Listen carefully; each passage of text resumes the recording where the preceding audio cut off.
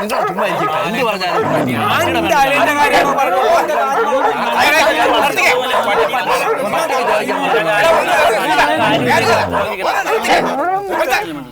തെരുവ് നായ്ക്കളെ കാര്യം പറയുമ്പോൾ നിങ്ങളുടെ ബഹളം അതിനേക്കാളും കഷ്ടമാണല്ലോ. നായിക്ക പറയും, കോയിക്ക പറയും. ഞാൻ പറഞ്ഞ എന്താ വെച്ചാൽ ഇപ്പൊ അതെ ഈ നായക്കളിനെ തൊട്ടാ തന്നെ 7 പ്രാവശ്യം കുളിക്കണം എന്നാ ഞങ്ങളുടെ മതത്തിന്. നിങ്ങളെന്തിനാ തൊടാൻ പോയാലേ? അതെ, ആ പറഞ്ഞൊരു തിരുത്തും കൂടെ ഉണ്ട്.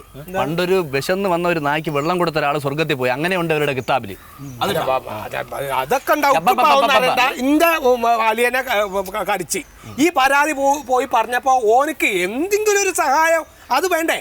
യാതൊരു വിധത്തിലും ഞാൻ ഇതിന്റെ ആളല്ല എന്നുള്ള നിലക്കുള്ള ഇരിപ്പാണ് പോയിരിക്കണത്. ചെയർമാൻ ഈ പട്ടി കടിച്ച ധനസഹായം ഉണ്ടോ? പിന്നെ ധനസഹായം ഉണ്ടെന്നോ അത് മുനിസിപ്പൽ ചെയർമാൻ തന്നെ വിചാരിക്കണം അല്ലേ? മേടിച്ചു കൊടുക്കണം. അപ്പൊ അരിയും തിന്ന് ആശാരിച്ചിനും കടിച്ച് പിന്നെ നായക്ക് മുറിവുറപ്പാണ്. ആശാരിച്ചിനെയും കടിച്ച അതൊരു ചൊല്ലാണ്. കാശ് കിട്ടണ മാത്രല്ലല്ലോ പ്രശ്നം, ഈ നായക്കളെ മുഴുവനും കൊന്നൊടുക്കാൻ എന്തൊരു വഴി? ഞാൻ ഒരു കാര്യം പറയട്ടെ. എന്താണ്?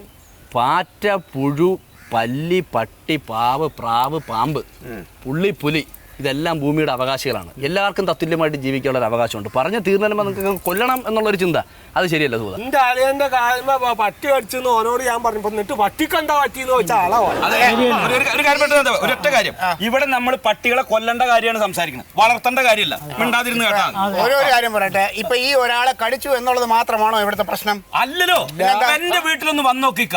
രാത്രി 9 മണിക്ക് ഞങ്ങൾ വാതിലാണ്ട് പൂട്ടി കഴിഞ്ഞ 5-8 പട്ടികളാണ് സിറ്റ് ഔട്ടിലെ. നേരം വിളിച്ചപ്പോ വന്ന് നോക്കുമ്പോ ചവിട്ടി മണ്ണും ചടിയാക്കി കാഷ്ടിച്ചിട്ട് ഭാര്യ 1/2 മണിക്കൂർ ബുദ്ധിമുട്ടണം കൃത്യാക്കാൻ. എന്റെ സൂതേട്ട, നിങ്ങൾ നേരത്തിനും കാലത്തിനും ഒക്കെ വീട്ടിൽ ചെല്ലണം, അല്ലെ കണ്ണി കണ്ട പട്ടികൾ കയറി വീട്ടിൽ ഇങ്ങനെ തർക്കം തീർക്കേണ്ട സ്ഥലമല്ലത്. നമ്മൾ കാര്യങ്ങൾ പറയുമ്പോ അതിന്റെ ഒരു ഗൗരവത്തിൽ ഞാൻ പറയുന്നത് വേറൊന്നുമല്ല, താനിരിക്കേണ്ട അടുത്ത് താനിരുന്നില്ലെങ്കിൽ അവിടെ പട്ടിയേറി കിടക്കും. അത് ശരിയാ. അതാ ഇപ്പൊ എന്റെ അവസ്ഥ. ഞാൻ ഇരിക്കേണ്ടടുത്താണ് സതീശീലൻ കയറി ചെയർമാനായിട്ടിരിക്കുന്നത്. നേതാവ് നമ്മുടെ ദിനേശന്റെ ചെക്കൻ, അവൻ ഇന്നലെ സ്കൂളിൽ പോണ വഴി കടിച്ചു കീറിയുന്നേ റോഡിലിട്ട്. ഇതിനൊന്ന് ചോദിക്കാനും പോലീസ് സ്റ്റേഷനിൽ ചെന്നു, പഞ്ചായത്തിൽ ചെന്നു, മുനിസിപ്പാലിറ്റിയിലൊക്കെ ചെന്ന് പരാതി പറഞ്ഞു. കൊല്ലാൻ ആളില്ല. അവസാനം നമ്മളെല്ലാവരും കൂടി തല്ലി കൊന്നിട്ടോ. ഇതിനൊന്ന് കുഴിച്ചു മൂടാൻ ഒരാൾ അനുവദിച്ചോ?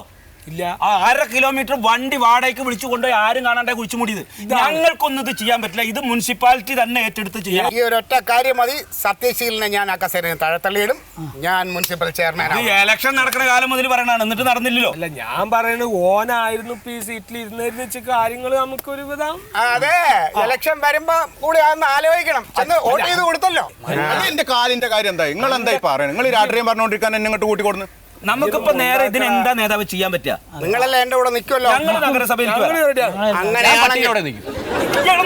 ഈ നായ ഒന്ന് പറഞ്ഞു വിട്ടെ. എവിടെയെങ്കിലും പോയി ഇനി ഞങ്ങളുടെ കൂടെ നിൽക്കരുത് കേട്ടോ.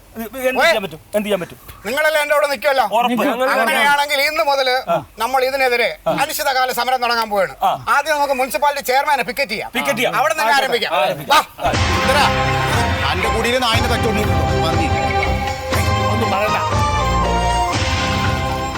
ഈ പന്നികളെല്ലാം കൂടെ കൂടിയിട്ട് പട്ടി എന്ത് ചെയ്യും?